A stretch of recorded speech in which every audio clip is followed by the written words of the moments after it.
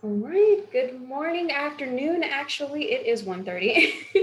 Good afternoon, everyone. My name is Kim Foster. I am admissions counselor from Winthrop University, and I'm so glad to have you all here for our part two legislative day panel. Today, we're going to be having a great conversation, a great information presentation in regards to Tomorrow, school counseling and college I'll be here. advising. And today, as well, along with this, we do have two amazing representatives that are going to be serving on our panel today. We have Mike Fanning. He is a U.S. Senator from for District 17 of Chester, Fairfield, and York counties within South Carolina. We also have David Hawkins returning again today. He is the Chief Education and Policy Officer for NACAC, which is the National Association for College Admissions Counseling. But as I said earlier, we are going to be covering a lot of information in regards to school counseling and college accessibility for our students. So what I will do is go ahead and just review some quick housekeeping notes for you all. So as far as Zoom etiquette goes, we just want to make sure that you all are aware to keep your microphones on mute for the time being. And we're going to allow for some time at the end for questions in which you will all be able to utilize the chat box. You are more than welcome to turn your cameras on if you would like to do so. Of course, we would love to see your faces as well, but you are not pressured to do so in any way, shape, or form. But once again, definitely utilize the chat box for questions. Everyone is going to be happy to answer them for you. And also, please change your names to your full name so that way we are able to identify you in case you do have questions towards the end. But in the meantime, I will go ahead and turn it over to our Senator Mike Fanning. Kim, thank you so much. And hello to all of you. I'm so glad that y'all have us with us today. I'm going to give you a legislative update, and it's more timely than I thought since we are still literally on the floor of the Senate as we speak. We are in the process of passing the budget. I'm going to start with the budget update, but I may have to run on the floor for some education issues. But just wanted to quick kind of go over with you two things. Is we have a state budget that we pass each year. That's what we're doing right now. We were here Tuesday and Wednesday till late at night. Today we were supposed to be finished by 12, and we've been told we probably will go to almost midnight tonight. We've been 4 hours on a transgender amendment, but I want to go over that. And the second thing is some bills that have taken place this session that have either impacted us in a positive way or, more cases in South Carolina, a negative way. So real quick, the state budget that we're debating right now as we speak, a 2% pay increase for all state employees. And this is huge for us. As you know, we've been in kind of a COVID recession for the last couple of years. We had frozen salaries for teachers. We'd frozen salaries for state employees. In the budget that we expect to pass, hopefully by midnight tonight, a 2% pay raise for all employees. So a lot of times in the past, people have gotten a pay raise and then seen the exact same decrease in their benefits. Also, traditionally, you're only able to take advantage of your health insurance benefits whether you work at a college or a high school or a middle school. If you have an illness, we're going to get some wellness visits included in our health benefits as well. We've also included an increase of $40 million to colleges to make sure that they can make sure that whatever state employees get in terms of a pay increase, that all college faculty and staff will be able to get that same benefit as well, the same pay increase as well, without us increasing tuition on students. We've also increased by $100 million monies for renovations of colleges across the state of South Carolina, and an additional $100 million for renovations in schools. Most of the schools in South Carolina are paid for by local property taxes, which means some of our poor school districts don't have access to the resources that many of our wealthy community has. And so you'll see our high growth wealthy districts building new schools every day.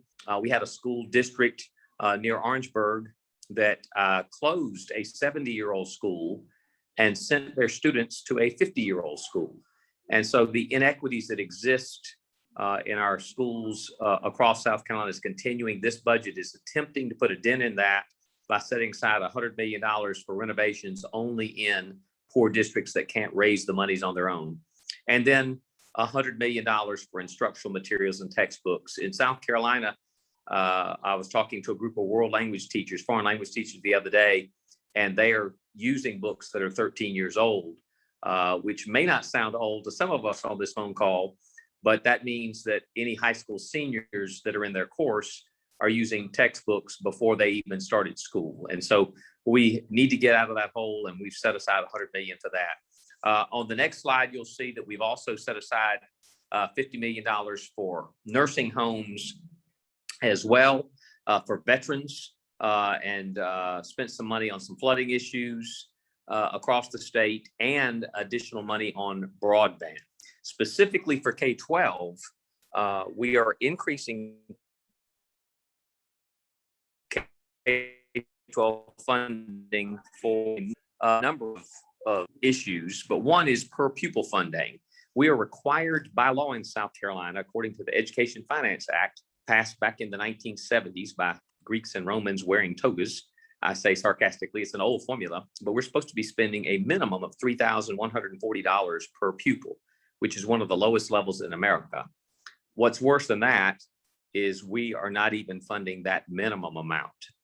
We are increasing the funding this year by $65 million, but that only gets us to $2,516 per student. And so, which means we next year will be increasing the amount of funding we have per student, but we will be doing so. Somebody walked by, sorry about that. We will be doing so in a manner that still underfunds each student by $624.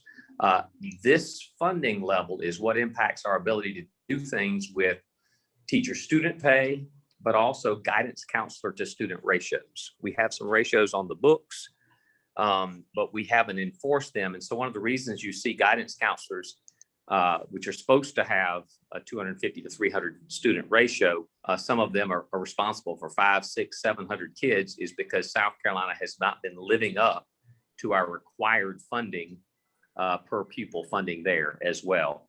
The last thing that you may not see on your slide, but it is something that we hope to accomplish before we end today, and that is a pay raise. Anyone that's been paid on the teacher salary schedule for the last year has not been able to even get a step increase. Once we hit COVID, we knew that the economy was going to tank, and as a result of COVID, we had frozen teacher pay. And so teachers that were eligible to get a step increase, or guidance counselors that are paid on a teacher salary schedule, or that their pay is tied in any way to a teacher salary schedule, were eligible to get a step increase. Hold on. This is not me, thank goodness. They were going to get a step increase. We froze that. So this budget does several things. Number one is by June 15th, every educator in South Carolina that has their pay connected to the state salary schedule will receive a lump sum check for the step increase they should have received this year. The second thing this budget does is it funds next year's step increase. Each step is roughly 2%. And then the last thing that we hope to give approval today, and I'm making sure we're not doing it now, is that we are going to give a $1,000 pay increase to every educator in South Carolina that's pay is connected to the salary schedule. This will be the largest single year pay increase that we've done in a long time. And so that's what we hope to accomplish today. So that's kind of where we are with the state budget. Again, I apologize for looking over my shoulder. We are supposed to be on the floor right now. And so I'm watching to see when I need to run back in and vote. But that's what we hope to finish before midnight tonight, is an increase in per pupil student spending, which will not be nearly what is deserved, but it will be at least a $65 million increase. And most importantly, a $1,000 increase for every single educator whose pay is connected to teacher salary schedule, even if you've maxed out on your steps. And so probably the most important thing we do is pass a budget each year. And that is what we are on right now as we speak. One of my favorite quotes of all time is, "Don't tell me what you value, show me your budget and I'll tell you what you value." And so I remind my colleagues here in the Senate that we can all say we're pro public education and we support public education, but if we don't pass a budget that puts our money where our mouth is, then we are lying. So on the next slide, though, I want to talk with you kind of what we've been taking up this session. This session has been largely dominated by 5 issues. One is the budget that I've just described, of which we still haven't passed. We have 83 more amendments on the desk that we have to pass or vote on before we can leave here tonight. But also COVID. We've had some COVID relief dollars that we've been able to allocate to schools and some federal dollars that we've been able to pass through. But in addition to some COVID related guidelines, we've had some very hyper partisan political issues. Again, we've been here for 5 hours on a filibuster regarding transgender athletes. And you can imagine some of the other political issues that have been red button issues that we've spent a lot of time since the election happened in November, folks wanting to beat their chest. The fourth one is Santee Cooper, meaning what are we going to do with that electric utility in South Carolina? Should we sell it? Should we reform it? And then the last group of bills really have been some attack education bills. One of the reasons I ran, I'm a former high school social studies teacher. This is my 22nd year running the Old English Consortium, which works with local public schools in the area. What I'd hope to do in running for the Senate is to be supportive of pro-public education bills. That is not what you'll see. And so if we go to the next slide, I will go through a couple of the bills that we have passed. So when you ask why we have not passed a bill that would mandate a better counselor to teacher ratio or increased our funding per student or some of those things, it's because instead, look at what we've been spending our time with. On the second day of session, we took up S201, which would abolish the right of citizens to elect school board members in underperforming districts. Yes, you read that right, is that this actually came out of that horrible ed reform bill that was written without a single teacher at the table that 10,000 teachers marched against. This was a part of that they're still trying to pass. This bill allows the state superintendent of education to go in and take over a district that's underperforming. And that sounds like it's a wonderful concept. It sounds like it's helping out teachers and students. But in the process of taking over, there's no accountability on the state superintendent to make sure that her measures are actually helping the students in the classroom. And also during her takeover, the state superintendent becomes the local superintendent and the local school board. So the state superintendent would have complete dictatorial power over that underperforming district that's taken over. A couple things there is, even if you happen to like our current state superintendent, this is for the next superintendent that you may not like would have that power, number one. Number two, as you can imagine, the districts that are eligible to be taken over, all 100% of them are majority African-American districts in poor rural communities that the state has underfunded for 50 years. And so districts that we have failed, we are now establishing a process that takes those over by the state and abolishes the local school board. But more importantly than that, it keeps that local board abolished as long as the state superintendent says so. There's no timeline. It's up to 100 years. The citizens in that community would no longer have the right to vote for the school board. It would be run by the state. The second bill we took up after that was a bill that would allow private companies to take over getting taxpayer money and run our schools. Currently, right now, schools could contract with private providers to do some of the services. This would allow, we call them schools of innovation. This would allow private companies to come in and just take over a school, get the tax money and run it as a private business. Teachers, counselors would not have contract rights, or possibly would not have contract rights. And they would be free from the normal regulations that would apply to others. Obviously, as you can imagine, I offered some amendments there, trying to protect our precious few public tax dollars that we're rarely getting the money in the school to begin with, but also the ability of local people to maintain some kind of semblance of control over their schools, and that one died. The one we got to after that would require that public schools put private school athletes on their sports teams. We're already doing this with homeschool and charter school, but this would be a law that would require public school districts to put private school students on their team. When we pointed out some things like the fact that the principal would have no power over these students when they're on campus, the connection between extracurricular and the curricular they're connected to, all of that lost, all of the amendments were rejected. And again, the bill passed and is now law. S704 was a bill that was passed just last week. This is a bill that would require all schools to be face-to-face by April 26th, which has already passed us.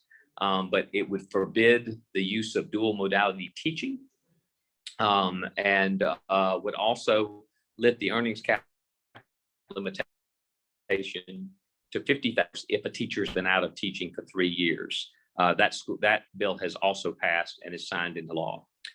And then on the next page, or the last few bills I'll go over with, are bills that are currently passing the House and now in the Senate.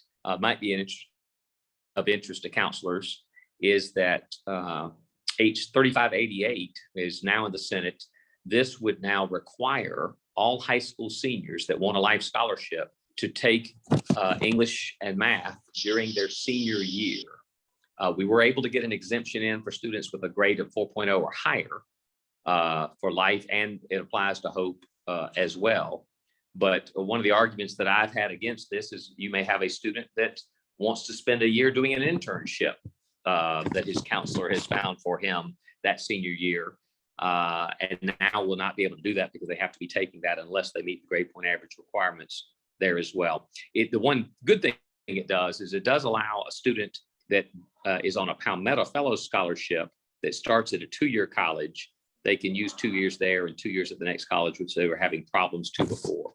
The final bills, because I don't want to take us too long. Oh, we're standing at ease. That's good.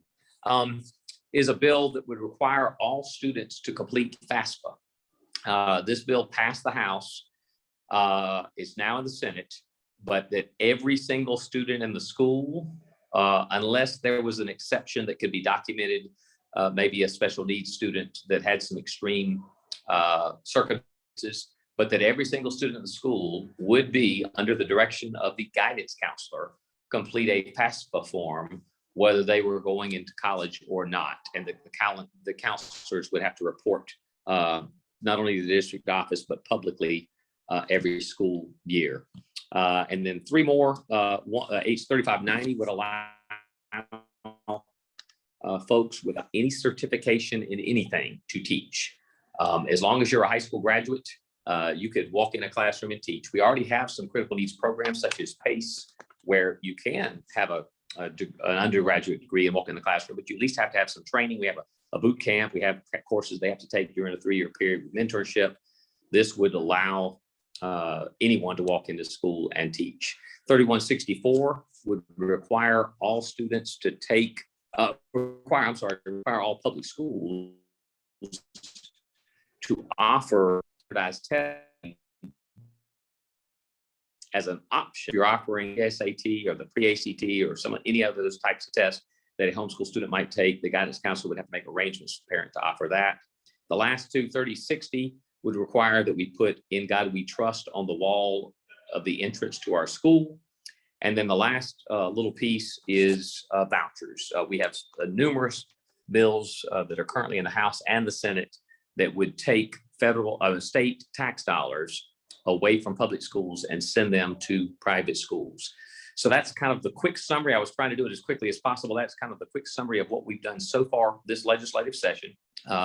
There are now 3 weeks left in the session, I guess 2.5 now, of which any bill that doesn't pass between now and May 13th will have to wait until next January to see if it'll pass. So as you can imagine, with some of those bills that haven't passed the chamber yet, I don't have the votes to kill them, but I am trying to stall as long as I can to keep them from coming up for a vote before May 13th, to give us until January to see what we do.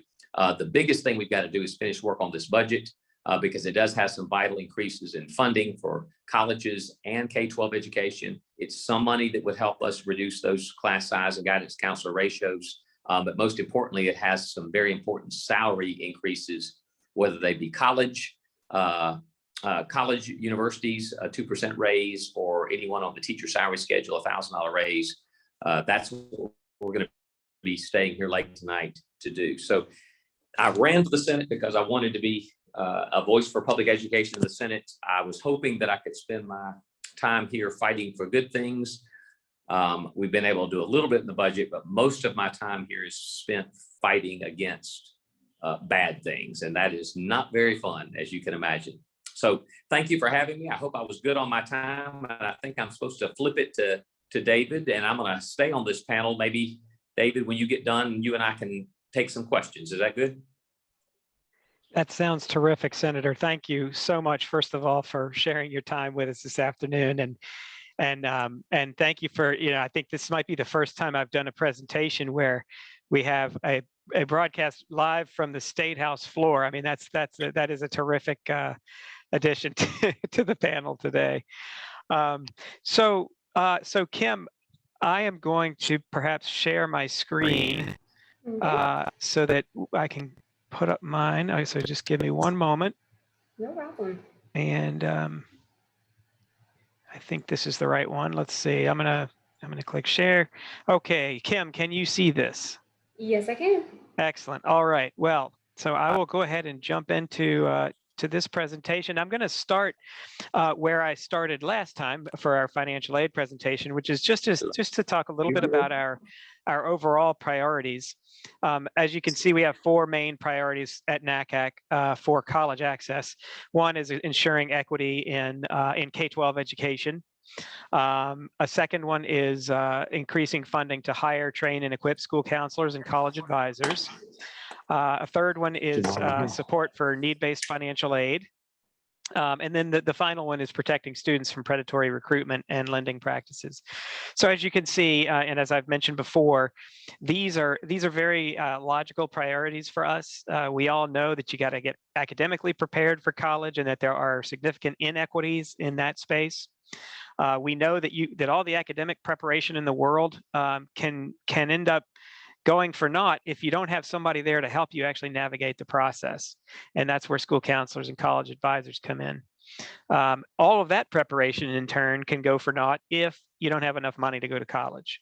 So that's something that we really emphasize. And then finally, all three of those first things can be needlessly squandered if students find themselves in predatory institutions that really don't have an interest in educating them. So these are really intuitive and logical priorities for us. And today we're going to obviously talk about the school counseling component of this, but I thought it would be helpful just to again show where the school counseling priority stacks up in the rest of our priorities.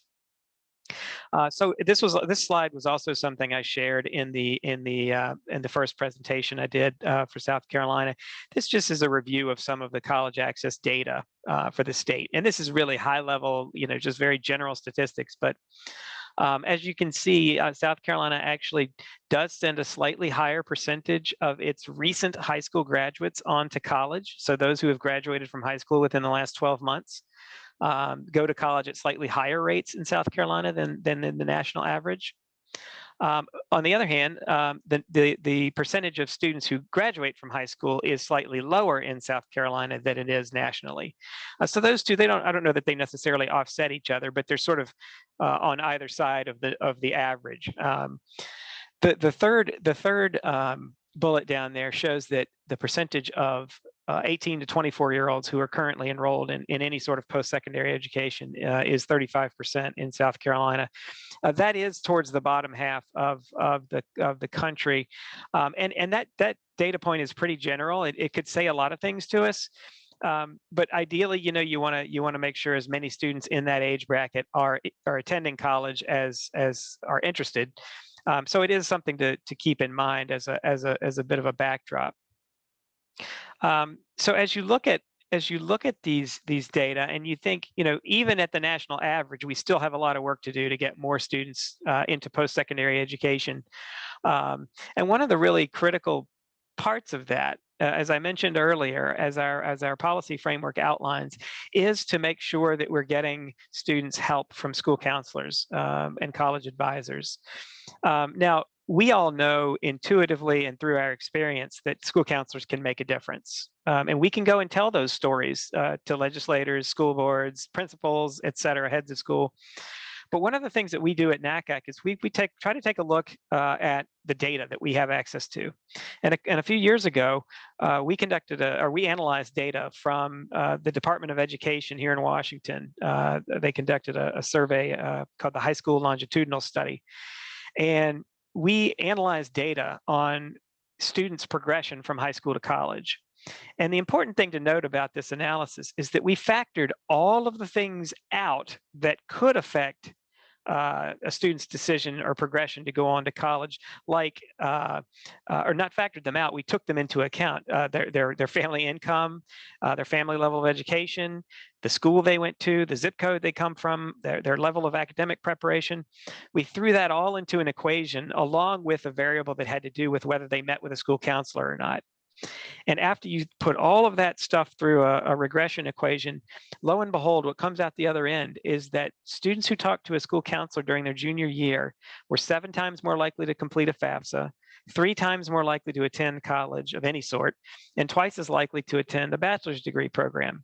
And that, again, I want to stress, that is after taking into account their family income, the type of school they went to, the number of students in the school, the free and reduced price lunch percentages in their school. So all of the things that we know have an impact on whether a student might go to college. This is on top of all that. So school counselors do in fact make a difference, even when you consider all these other factors. So that's a really important data point, and we were honored that in her final speech to the nation as First Lady, Michelle Obama cited these statistics on the stage in front of each state school counselor of the year. And so this is the kind of impact that we want to make sure that we convey to policymakers at every level, that school counselors can actually make a difference in whether a student proceeds on to college.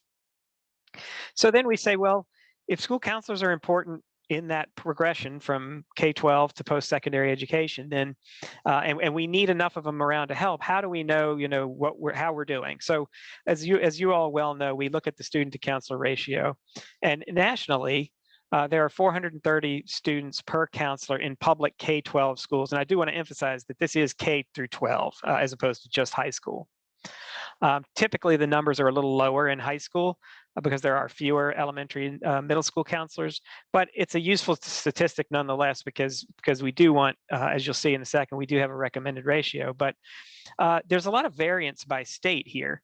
The lowest student to counselor ratio is in Vermont, where they have 191 students per counselor on average. And in Arizona, you can see there in red, 905 students per counselor. That is not something that is sustainable. I certainly feel for the students in Arizona who don't have access to school counselors. And as we'll see in just a minute, there is variance within each state as well. So while you look at a state ratio that might look pretty good, you want to look a little deeper at the school districts. And we're going to do that in a minute with South Carolina. But as you can see, the American School Counselors Association recommends a 250-to-1 ratio for optimal student services. That number is actually based on more of like mental and social health data, and that's an important benchmark. We use that. That's our priority as well. I will note that there was a former commissioner of education back before it was a cabinet level agency here in Washington named Ernest Boyer, who wrote a book that said for college advising, the ideal student to counselor ratio is 100-to-1. So obviously we're not close to the 250-to-1 ratio nationally yet. So we'll hold that one in reserve for later. For now, we're all sort of coalesced around this 250-to-1 ratio. So before we get to the South Carolina data, I will also mention that in addition to the number of counselors being a challenge, we don't have enough of them. Also, it's important to note that what they do during the day is a widely varying endeavor.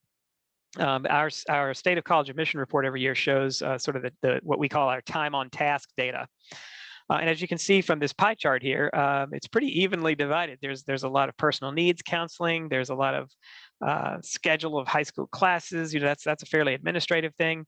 And then that gray area, the 18% for post-secondary counseling, that's not a ton of time to spend with an average of 200, 300, 400 students on post-secondary advising. And these are the public school numbers as opposed to the public and private. Private, as you would imagine, the private school counseling time on task for admission counseling is 31%. So in addition to being fewer in number, public school counselors are also stretched pretty thin between a wide range of responsibilities. And that's another reason when we say that our priority is to hire, train, and equip, we want to make sure that A, there's enough people in the building to help the students. B, they get the education and training they need to do particularly the post-secondary advising, but all these other things as well, which are critical. And then C, that they have the tools that they need. Because if you're only spending about 18% of your time on college advising, you're probably going to need some tools to make sure that you can communicate with students and families in a way that's impossible to do just person to person. So you're going to need technology, you're going to need publications, you're going to need events and resources. So that's another element of this whole conversation, that even if there's not enough money to hire all the counselors you need, the training and equipping part is an equally important part of the equation. So now we come to South Carolina, and we see some good news. Senator Fanning mentioned earlier that you do have some ratios on the books, and I'll say this, that South Carolina is a lot better off on the student to counselor ratio than a lot of other states. So that's good news. And so that is important. I mean, that number in and of itself is important, and we want to just emphasize and recognize that is a good sign. And I'll tell you another reason why it's a good sign.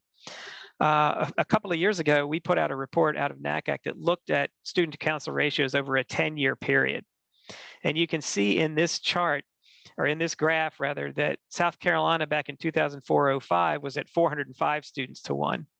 And at the time of the report, it had come down to 369 to 1. That was based on 2014, 2015 data, whereas this slide just previous is based on not last year, but the year before. Federal data reporting is always about a year and a half behind. So continued progression from this 369 to 1 down to this 351 to 1. So not only is this number in isolation a pretty good number, the trend is also looking really good. So I think to Senator Fanning's point about fighting the good fight, it is every effort that you're making is worth it, and I know from experience that it is very disappointing to have to play defense all the time, but this is a good sign, and we want to make sure to recognize that. Now we'll get to the state map. And this is where it's really interesting, because there's a lot of states hovering around that 430 to 1 national average. And even in South Carolina, where you have a better than average ratio than the national. When we did an analysis about a year and a half ago that took that same Department of Education data and broke it down by school district within a state. And as you can see here, there are some parts of South Carolina that are better off than others.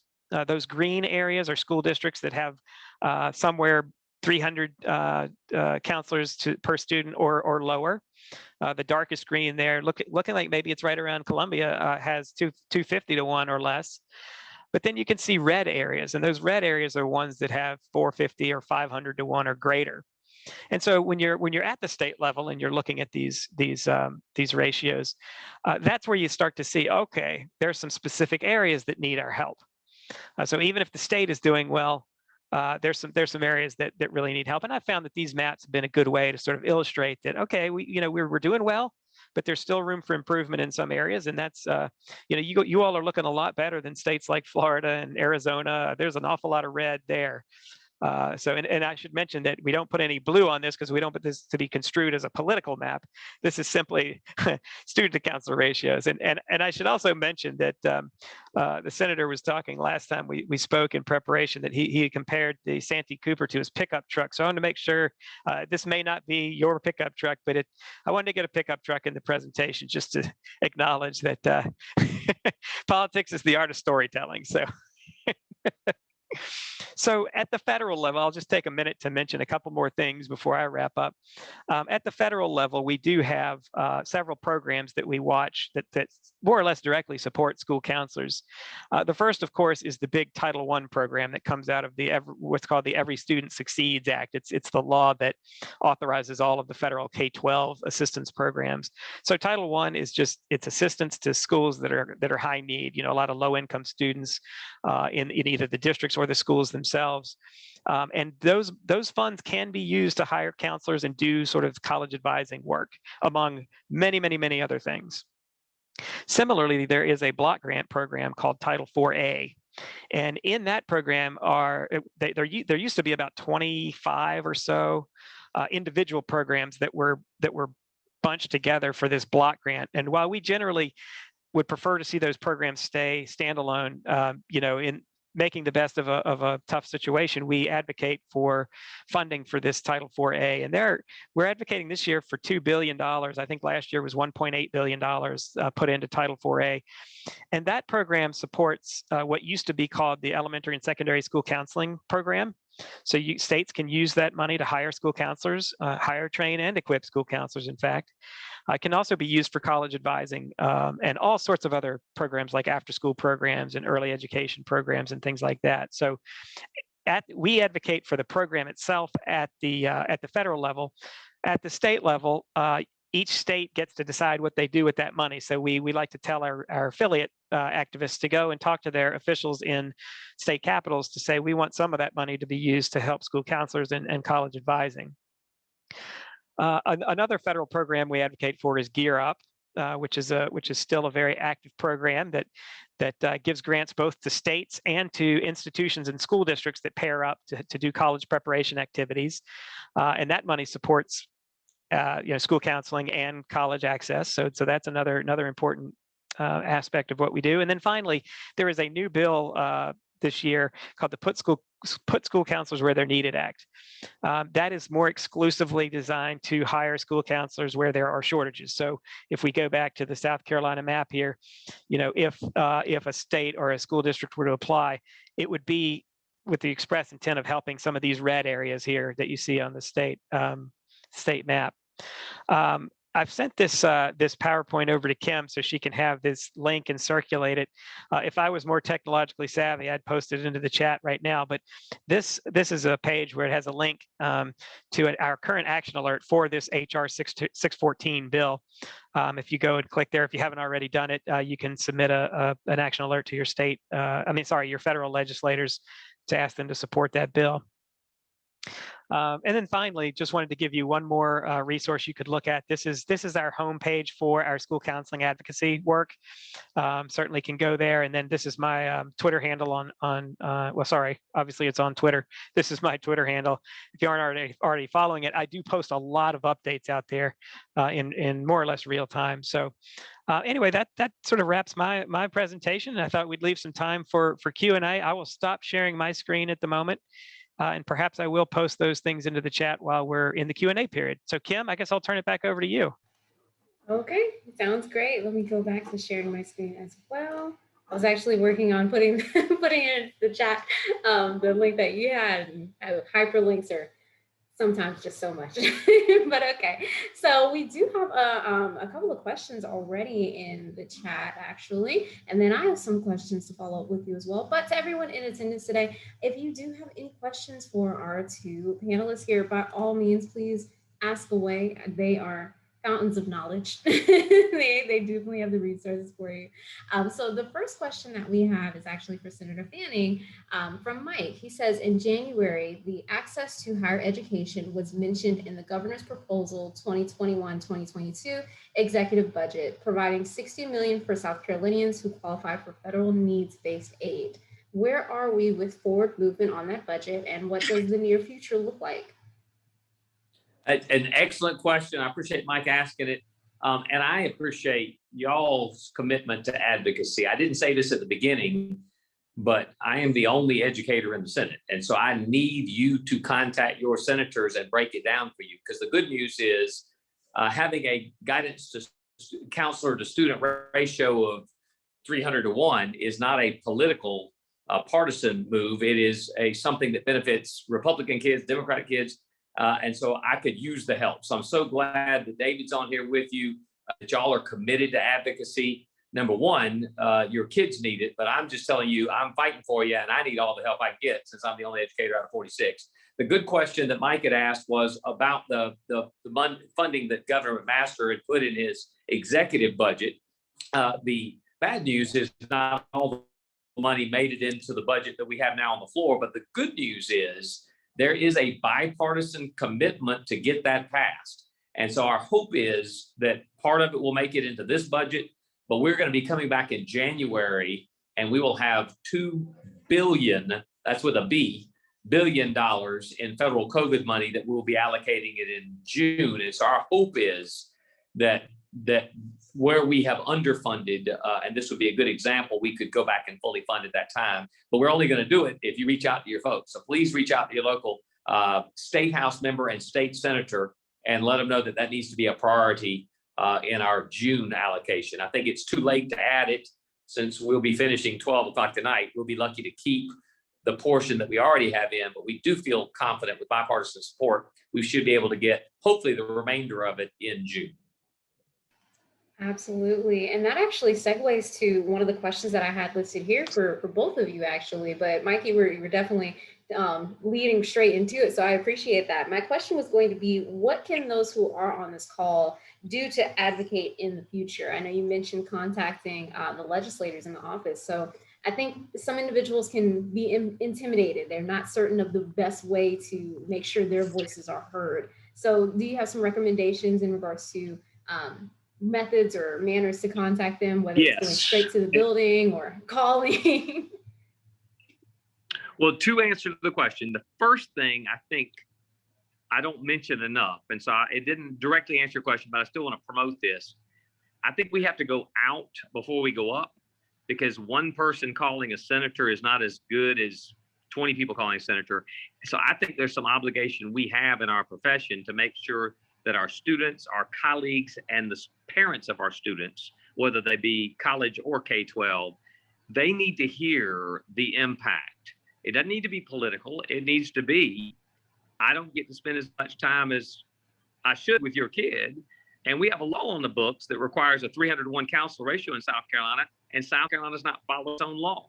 There's nothing Republican or Democrat about that. That needs to go out to more folks, because I tell people all the time, because educators say I don't like doing politics because I'm like a missionary. I just want to help people. But missionaries have to come back one time every year to their nonprofit or their church, and they have to tell their story. And when they tell their story to others in the congregation or others in the nonprofit, nobody argues with the missionary that went to the Peruvian village. No one tells her she's wrong, but she's got to tell her story. And if she tells her story and then asks for money, we're going to give her what she asked for, because we don't know as much about Peruvian villages as they do. We as counselors at K-12 and higher ed, we need to tell our story. We need to say, look, we want to do social emotional counseling. We want to do career counseling, but we can't do all that with these ratios or with these boundaries or these challenges that we have to go through. We need to tell that story out. The second thing, though, to answer your question is, but we also need to go up while we're going out. And so we do need to call or contact your local House member, senator. People ask me all the time, the question is, what's the best way? Is it a letter? Is it an email? Is it a phone call? My answer is, whatever way you'll actually do it, do it. It doesn't matter at all. If you like writing letters, then write a letter. If you know your letter will be 7 pages long, then get a postcard and do it on a postcard. That'll limit your writing. If you like to email, then email. If you like the phone call, phone call. If you like the call, but you don't want to talk to anybody, call us like at midnight. It'll go to voicemail, and my administrative assistant each morning will write down all the messages on pink slips, and I still get the message, and you didn't even have to talk to me, because y'all can tell I talk so long, I keep you on the phone all night. So it really doesn't matter which way. You can come here in person as well. I urge people, whatever way you enjoy it best, do it.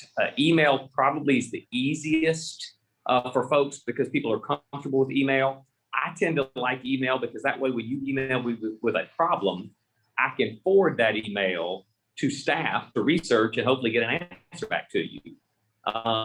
When people, I am very active. I appreciate David mentioning Twitter. I hope y'all will follow me on Twitter or on Facebook, because I put out updates all the time.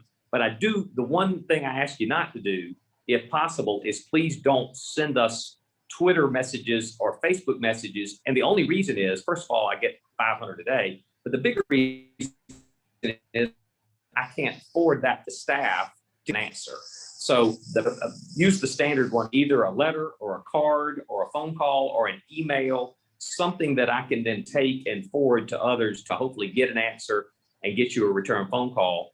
But again, I don't care if you're calling at 12 o'clock at night, knowing we won't answer and you get the voicemail. When senators come in the next day and there are 20 messages from counselors talking about this issue, man, that's got us scared, which is good. You want us scared. So whatever way works best for you. That's amazing. I love to hear that. And I think that definitely opens up that opportunity because, like I said earlier, so many people can be very intimidated to contact senators, but you're a person, we're people too. And at the end of the day, you all won't Absolutely. know until we tell you. So definitely you all advocate, Yes. advocate. David, did you have anything you wanted to add on to that? I will simply note that I couldn't be happier to hear Senator Fanning talk about, first of all, the fact that it's something that we say all the time is that you, the school counselors and the admission folks, you are the experts on what you do. That is what you bring to the advocacy table. You don't have to know every bill, every budget number, every piece of data out there. You just know what you do. So the missionary example was terrific. So I want to just reinforce that. And the other thing is that the only other thing I'll mention is just that one of the things we've tried to do through NACAC is really to diversify the way in which people can contact their legislators. So everything the senator said about just do the thing that you're most likely to do, and that's what we try to emphasize. And I'm gonna put another link in the chat here to our Advocacy Week activities from last week that gives you some examples of how we've tried to share with people. Look, you can email, you can make a visit if you'd like, a virtual visit. You can go on social media, etc. So that just terrific points. I just want to underscore those. That's amazing. Thank you both so much. Okay, so I do have another question for you. I have a question for Mike. So in relation Hey, to Kim, the Kim, bill, oh, go ahead. let me stop you, Kim, for just a second. Mhm. Just as 20 minutes ago, broke for a 1-minute recess. Okay. And we are still in that 1-minute recess for the 20th minutes. And there's no playground or seesaw or anything. So we got time. Keep going, Kim. What you got for me? Okay.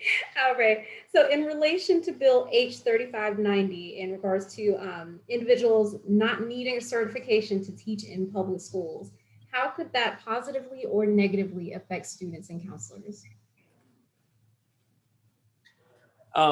Negatively impact counselors. I guess it doesn't directly impact counselors because this would be for teachers and not counselors.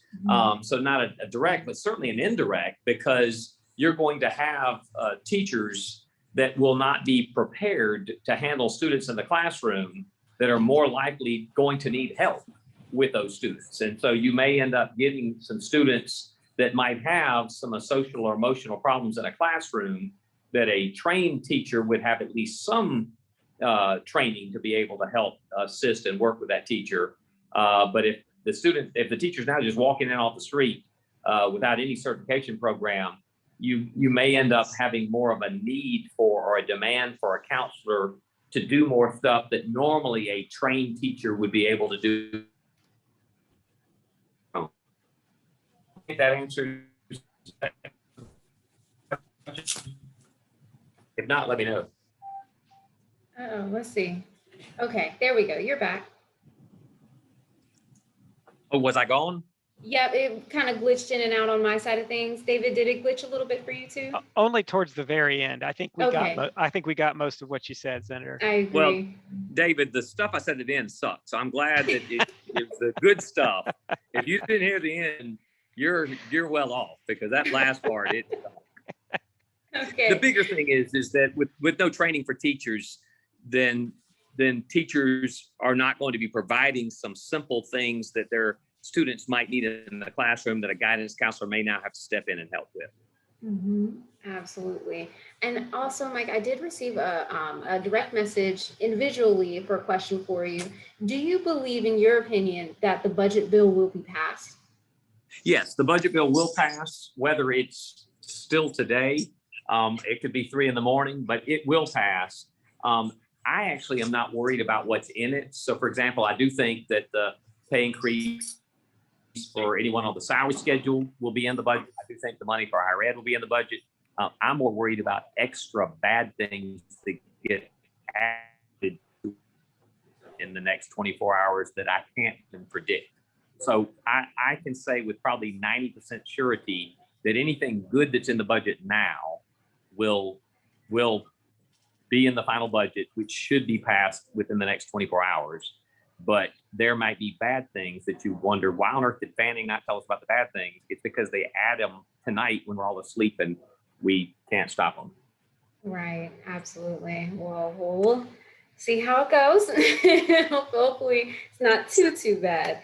I did have another question for you in regards to seniors completing the FAFSA. So, what benefits can seniors have in completing the FAFSA if they are not going to college? Now, just, any question that begins with what benefits, Yeah. I'm on your side. I know. There's no benefit to anything that I've told you that we passed other than some things in the budget. So That's I hope exactly you what I could was tell thinking. I'm on your side. What we asked for, we tried to amend it, and we'll try again in a minute on the Senate. Remember, this one hasn't passed the Senate yet, so I've still got some trying. What we're trying to do is just at least amend it so that every single human being that wants to take it, and let's make it an interest. One of the amendments I've offered is if the student or the parent just even winks at us and says we'd like to take it, that might make it valid. So no, to the questioner's point, there is absolutely no advantage to any student in filling out the FAFSA, just like there's no advantage to a student that's going straight into welding school from taking the ACT, or a student that is going to Duke and taking work keys, which is what, WIN now or whatever. So that there's just, I think I got to remind you that if you're using logic to predict what we do right here, that's on us, because we don't use it. We want to send a message. We're going to prepare every kid for college. And so every kid's going to do the FAFSA, whether they want to or not, whether they'll ever use it or not. Dadgummit. So there's not a good answer. And y'all can imagine, it's a wonderful concept. Remember, one of David's slides talked about you're more likely to complete a FAFSA form if X, Y, and Z. If you have, I think it was communication with a counselor or something like that. So we all want kids to do the FAFSA, but they listen to half of what we say and then multiply it by 10 to give us something we never asked for in the first place. So I'm trying my best, and I will try my best to walk it back to at least students that could use the FAFSA, or if a student can't use it and request it, I could go along with that. But mandating that every single student, I'm with you. I don't know what the reason would be. Absolutely. That's exactly why the question was asked. We were like, well, Yes. how is that beneficial for them? So definitely that really helps kind of put it into perspective. David, did you have anything you wanted to add? Yeah, in fact, Kim, I just wanted to emphasize that we as an organization have not taken a position on this type of mandate. We've seen school districts do it. We've seen states do it. It's still pretty early on in the process to know whether it's moved the needle. The theory behind it is that FAFSA completion is linked very strongly statistically to enrolling in college, particularly among students who hadn't already planned on it. So the idea, as the senator said, it's a noble sort of desire behind it, right? We just don't know if the mandate is going to do what we want it to do. So where we kind of come down is that FAFSA completion should be prioritized. So however states choose to try to do that, great. We've seen a lot of innovative ways to do it. Schools, or the Department of Education here in Washington makes a data set available so that you can see as a school or as a district even who in your school has and has not filled out the FAFSA. So you'll have, I see that as sort of a counseling tool. So there's lots of ways to tackle that issue. I just wanted to make clear that we hadn't endorsed it or anything like that, hadn't opposed it either, but we're just watching it all play out to see where the best practices are. And I would ask my tag team partner, David, to put an asterisk that says we support it in all cases except stupid cases. If we could add that. And because I want to give you an example. And I've used this on the floor, is because remember, this mandate is falling on the counselor, right? The counselor will be responsible for making sure they fill out the FAFSA. They have to report the FAFSA. They have to report why they didn't take all this kind of stuff.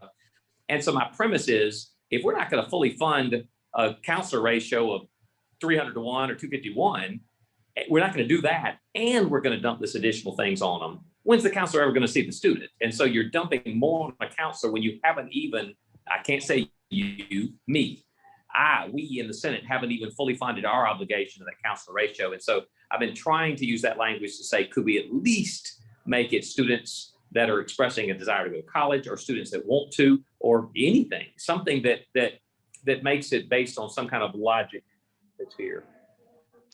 Yeah, that is a terrifically important point, because as anyone who's helped, particularly students who have a great deal of need and whose situation may be quite complex, knows there is a lot of human capital involved in helping those students get that thing filled out. So that's a terrific point, Senator.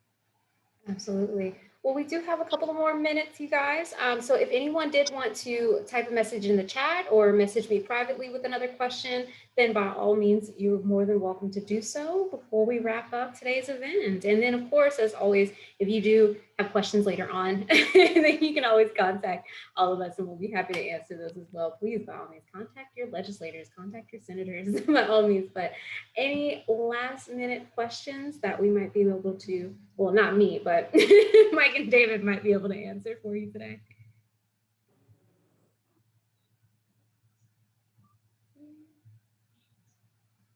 Okay. Alrighty then. Well, we'll go ahead and close up shop early, just 2 minutes early. But To go, as I always, that bell there is it is. for me to go vote. There's the So I bell. gotta go vote. Love Thank y'all. you, figured as Senator. much. Thank you, Thank you Senator. so much for coming, Mike. Alrighty then. Well, everyone, that we'll ring the bell for us too. And that wraps up today's event. I'm gonna go ahead and start sharing my screen as well. But I just want to thank you all for attending this event. Definitely a lot of useful information and definitely a lot of information as to why we should be advocating within our state for education in South Carolina, for our school counselors, for scholarships and financial aid, as we did in our last presentation back in March. So by all means, we hope to see you all again in the upcoming future for Legislative Day, especially next year when we're going to be in person during that time as well. If you do have any questions, please by all means let us know. This event was recorded as well. And if you would like to receive the recording, then by all means shoot me an email and I'll be happy to send it out to you once it is processed in the system. But other than that, thank you again. David, did you have any lasting remarks? Just to thank you for having me and thanking all of you for showing up. Your spending time on advocacy is so greatly appreciated, because I know you have a lot to do in the rest of your life. So thank you so much. Yes. All righty then. Thank you, everyone. Y'all have a good day.